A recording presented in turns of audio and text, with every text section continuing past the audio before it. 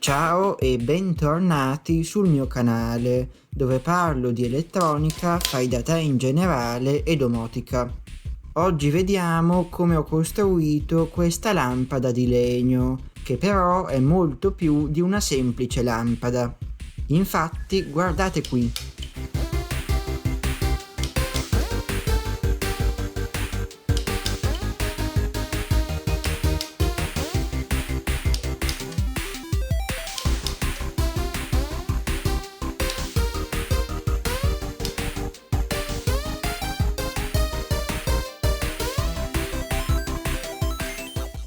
Iniziamo dalla costruzione della base di legno della lampada. La base ha questa forma a cubo, che sarà realizzata mettendo più pezzi di legno uno sull'altro. Come legno ho scelto di usare del multistrato di Okumé da 15 mm, perché ha un colore e delle venature che secondo me sono molto belle. Il cubo sarà fatto con 6 pezzi da 10x10 cm, quindi sono andato al brico e me li sono fatti tagliare. L'unico pezzo che avrà una faccia a vista sarà quello sopra, quindi ho scelto quello con la venatura migliore. Questo pezzo avrà un foro, in cui metterò il portalampada. Per fare il foro userò una punta Forstner da 40 mm. Queste punte così grandi hanno il problema che scivolano sul legno e per questo ho trovato una soluzione fai da te. Ho tagliato 2 pezzi di compensato da 4 mm grandi come il quadrato di legno. Ne ho messo uno sotto, poi ho messo il pezzo di Okumé, poi un altro pezzo di compensato e infine questo pezzo stampato in 3D.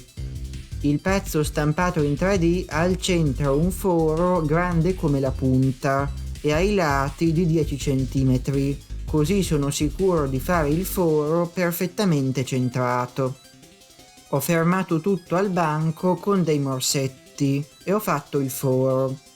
Il pezzo stampato in 3D ha tenuto la punta centrata e i 2 pezzi di compensato hanno evitato che il legno si scheggiasse.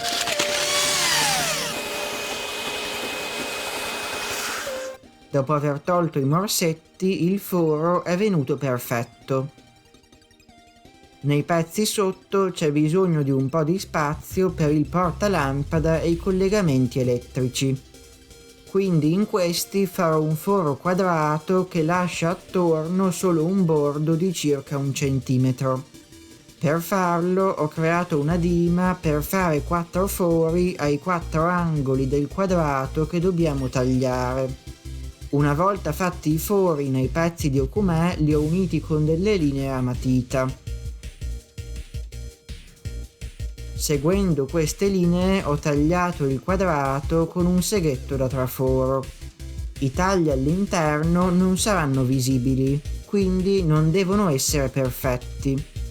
L'unico che dovrà essere un po' preciso è quello del pezzo che starà alla base.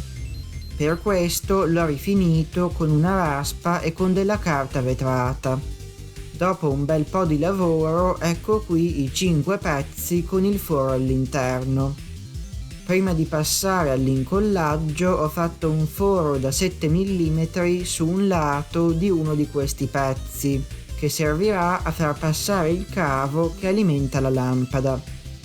E ora viene la parte più difficile, ovvero incollare insieme i 6 pezzi di multistrato. Partendo dal pezzo che sarà alla base, ho incollato i pezzi uno sull'altro con della colla per legno. Ho allineato i pezzi usando un pezzo di scarto e ho messo dei morsetti per tenerli premuti insieme. Il giorno dopo la colla era asciutta e ho tolto i morsetti. Anche se i pezzi sono ben allineati, i bordi del compensato hanno comunque qualche imperfezione. Quindi ora passiamo alla levigatura per rendere il cubo perfettamente liscio. Ho iniziato a levigare con della carta vetrata di grana 120 per togliere i piccoli gradini tra i pezzi che abbiamo incollato.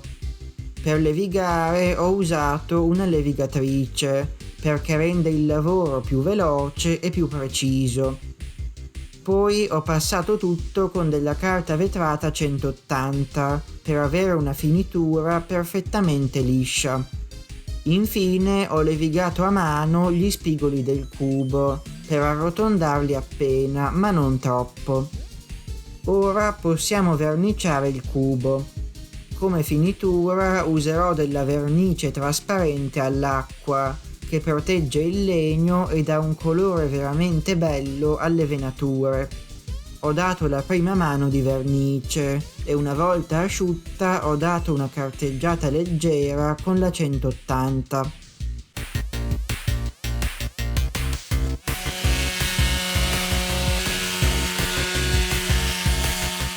Poi ho dato la seconda mano, cercando di non lasciare gocce di vernice. Ora la vernice è asciutta e il legno di Okoumé con la vernice trasparente ha veramente un bel effetto. Quindi possiamo passare alla parte elettrica e a quello strano interruttore invisibile che ho mostrato all'inizio. La lampada avrà all'interno un relè smart Shelly che ci permetterà di controllarla dalla app e con Alexa. Se volete saperne di più su questi relè vi consiglio di vedere uno degli scorsi video interamente dedicato agli Shelly. All'inizio del video avete visto che per accendere la lampada premevo su un angolo per farla inclinare. Dietro a questa magia c'è un interruttore fine corsa montato sotto alla lampada. Ho saldato 2 fili tra comune e normalmente aperto del fine corsa. Poi la lampada avrà una lampadina a LED e 27, quindi dovremo mettere un portalampada. Il pulsante e la lampadina saranno collegati allo Shelly. I collegamenti elettrici sono abbastanza semplici e li potete fare seguendo questo schema. Ovviamente con questi collegamenti fate molta attenzione perché saranno collegati alla 230 volt. Ora ci manca solo un cavo di alimentazione. Per collegare la lampada alla presa ho usato un cavo ricoperto di tessuto che secondo me sta molto bene. Io ne ho scelto uno di colore azzurro, ma ce ne sono di tantissimi colori. A un'estremità del cavo ho collegato una spina e ho infilato l'altra estremità nel foro dietro alla lampada. Ho collegato il cavo al circuito con anche lo Shelly che abbiamo fatto poco fa. Per fissare il portalampada al cubo di legno ho fatto un supporto stampato in 3D che mi permette di avvitarlo dietro al foro che abbiamo fatto all'inizio. Poi ho messo lo Shelly dentro alla lampada e ho avvitato il fine corsa in un angolo della base della lampada in modo che fosse allineato con il bordo. Per proteggere i collegamenti ho stampato in 3D una copertura da mettere sotto alla lampada.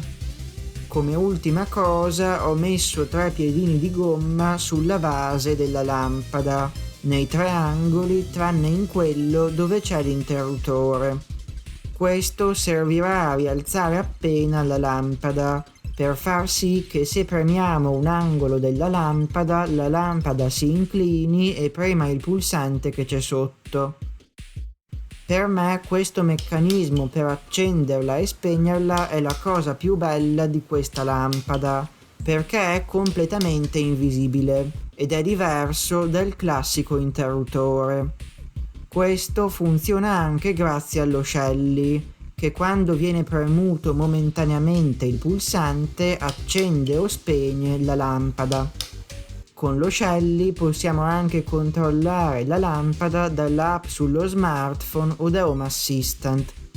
Ho avvitato nel portalampada questa lampadina LED di vetro molto grande, che è perfetta per questo tipo di lampada. La lampada sarà messa nella mia camera da letto e in questa stanza ho anche la lampada a soffitto controllata da un altro Shelly. Questo mi permette di accendere o spegnere la lampada a soffitto direttamente con il pulsante nascosto di questa lampada, tenendolo premuto per 2 secondi. Con Home Assistant si possono fare molte altre automazioni attivate da questo pulsante. Le istruzioni su come impostare lo Shelly le trovate in descrizione, insieme ai file da stampare in 3D e agli schemi elettrici. Intanto anche questo video finisce qui e io vi ringrazio molto di averlo guardato fino alla fine. Se volete vedere altri video di elettronica e fai da te, iscrivetevi al canale e attivate la campanella delle notifiche.